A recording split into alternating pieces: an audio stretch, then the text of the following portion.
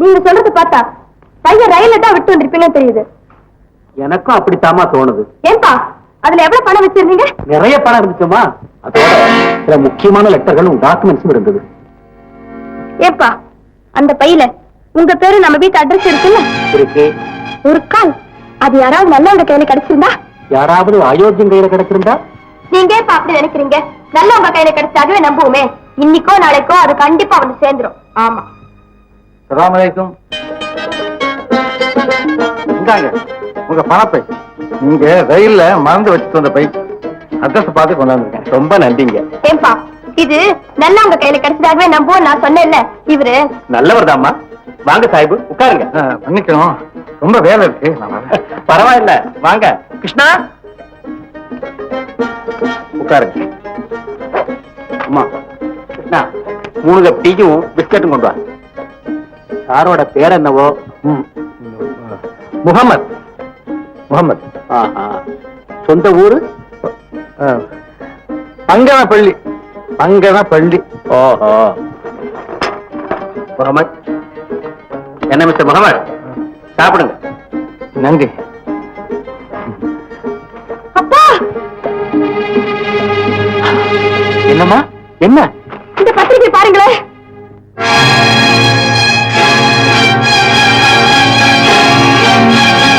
என்னம்மா இது? யாரோ யாரையோ கொலை பண்ணதாக போட்டிருக்கான். அதுக்கு நீயே இப்படி நிலவரைஞ்சு போய் நிக்கிற? அப்பா சம்பவம் இருந்த ஊர் எதுன்னு பாருங்கப்பா. பாண்டிச்சேரி. குற்றம் சாட்டப்பட்டவரோட பேரு முருகன் போட்டிருக்கான். அவன் படத்தை கூட போட்டிருக்கானே. அப்பா நான் உங்ககிட்ட சொன்னனே என் மனசுல பதிஞ்சவரை பத்தி. ஆமா அவரு அந்த படத்துல உள்ளவர் தான்ப்பா. ஏமா லதா நீ அவரை பத்தி என்கிட்ட சொன்ன போதெல்லாம் அப்படி ஒரு நல்லவன் இருக்க முடியுமா நான் நினைச்சேன். இப்படி ஒரு செய்தி வந்திருக்கேம்மா.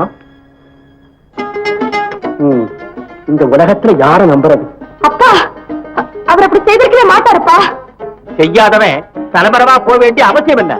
அத நினைக்கும் போதுதான்ப்பா என் நம்பிக்கை கேள்விக்குறியா மாறி விஸ்வரூபம் எடுத்து என் முன்னால நிக்குது. என்ன சாஹிபு என்ன வேணும்? ஒண்ணும் இல்ல. நான் இன்னைக்கே டெல்லி போனோம். வராங்க.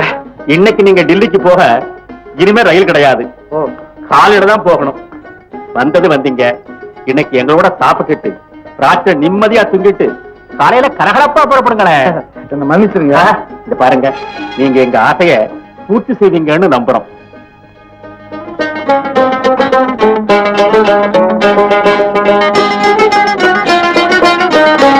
சாப்பிடுங்க மாமா.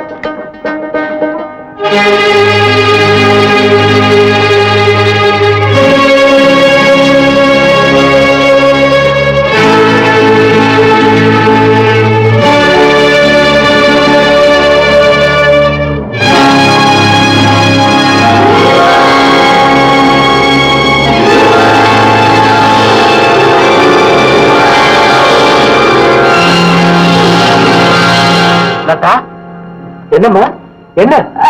ஒண்ணு இல்லப்பா ஏதோ தலை சுத்துற மாதிரி இருக்கு. டாக்டர் வர சொல்லுங்க. வேண்டாப்பா எனக்கு டாக்டர் எல்லாம் ஒண்ணு வேண்டாம். அப்போ கொஞ்சம் ஓய்வு எடுத்துக்கமா. எதிரி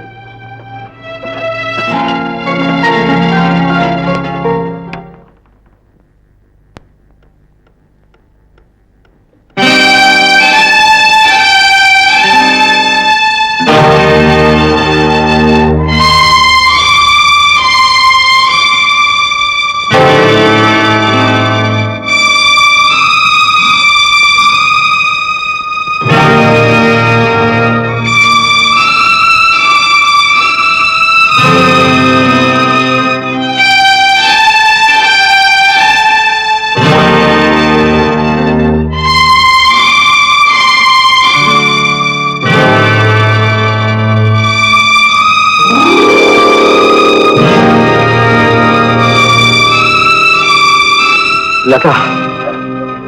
யார் அந்த லதா? சதா உங்களையே எண்ணிக்கொண்டிருக்கும் லதா. இஸ்லாமிய வேடத்துல மறைஞ்சிருப்பது முருகன் இல்லை, என்னோட துடிப்பு. ஒன்றுபட்டு அந்த துடிப்பின் படபடப்பை கட்டுப்படுத்த முடியாம கேட்கிறேன்.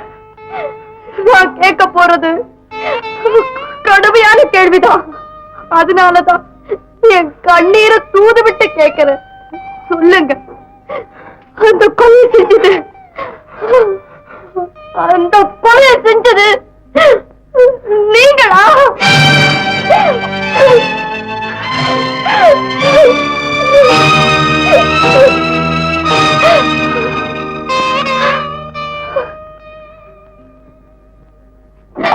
சொல்லுங்களே, சொல்லுங்க, நீங்க அந்த கொலையை செஞ்சீங்களா?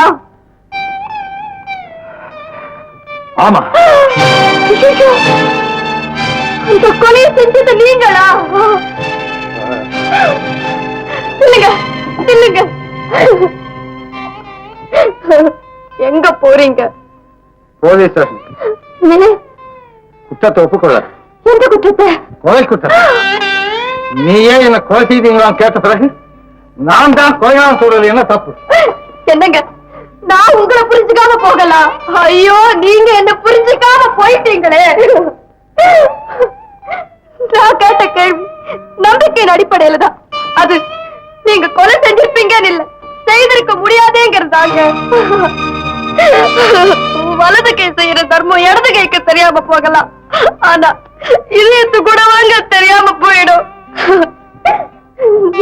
இரவு முழுவதும் என்னோட தனிமை இருந்த போது எண்ணத்திலேயே தீ சிந்தனைக்கு இடம் கூடாது இந்த தூய மனசுல தன்னை வளர்த்த தந்தையை கொல்லும் எண்ணம் வர முடியுமான்னு தாங்க நான் கேட்டேன்.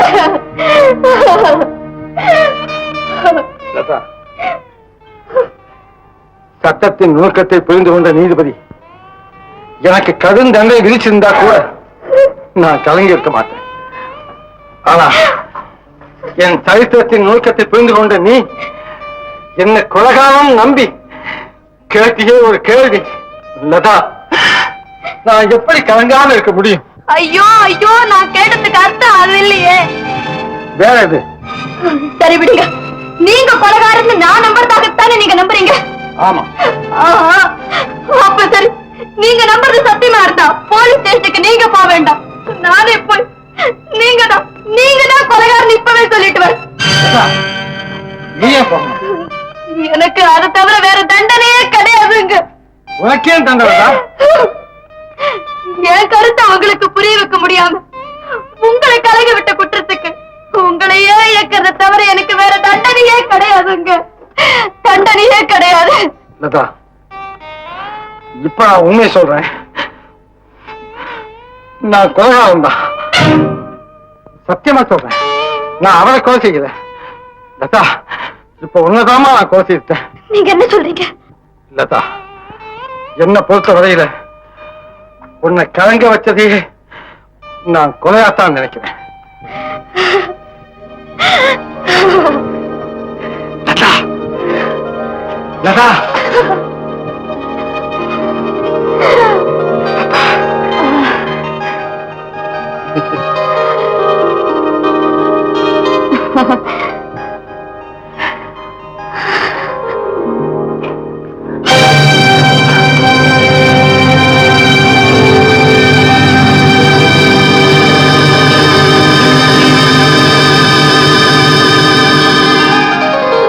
ஏன் இப்படி ரெண்டு பேருமே பயப்படுறீங்க?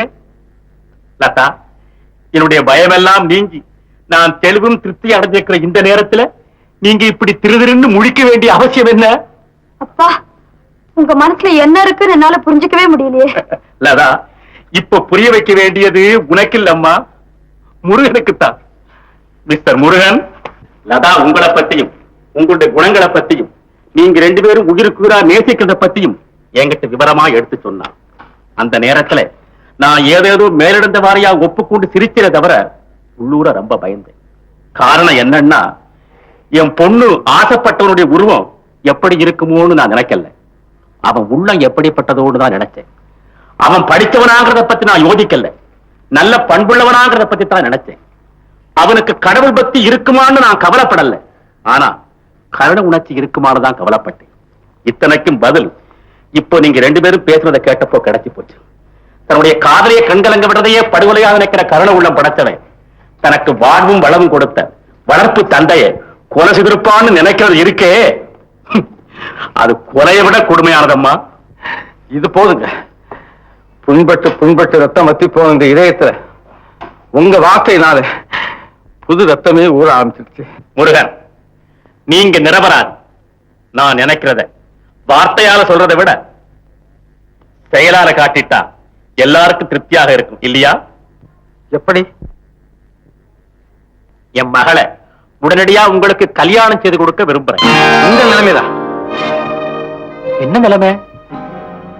எந்த நிமிஷத்திலும் சட்டத்தின் கோர பிடிகளில் சிக்கி தூக்கு மேடைக்கு போக இருக்கும் இந்த நிலைமையில ஒரு பெண்ணோட வாழ்க்கை என்னோட இணைக்கிறதா? என்னால நினைச்சு பார்க்கவே முடியல. மிஸ்டர் முருகன், நீங்க பிடிபட்டு வழக்கு விசாரணை நடந்து நீதிபதி உங்களுக்கு விரோதமாக தீர்ப்பு கூறி உங்களுக்கு தண்டனை கிடைக்கிறதாகவே வச்சு பேசுவோம். இத்தனையும் நடந்து முடிய குறைஞ்சது 6 மாசமாவது ஆகும் இல்லையா? ஆமா. இப்போ நானோ லதாவோ அல்லது உலகத்தில் உள்ள மற்றவர்களோ எந்த காரணத்தினாலே எந்த நிமிஷத்துல சாவாங்க அப்படிங்கறத யாராவது சொல்ல முடியுமா? அதனால தெரிஞ்சோ தெரியாமலோ என் மக ஒரு கொள்ளைக்காரனுக்கோ கொடுமைக்காரனுக்கோ வாழ்க்கப்பட்டு அவனோட 100 வருஷம் வாழ்றதை விட நேர்மையின் நன்றி உணர்ச்சி உள்ள உங்களோட லதா ஒரு நிமிஷம் வாழ்ந்தாலே போதும் என்றுதான் நான் நினைக்கிறேன். என்ன சொல்றீங்க? நான் சொல்ல போவது இதுதான். லதாவின் நெற்றியிலே நான் இடும் குங்குமப்பட்டு வியர்வையினால் கரையலாமே தவிர வேணும்னு கையால் கரைக்கப்படவே கூடாது.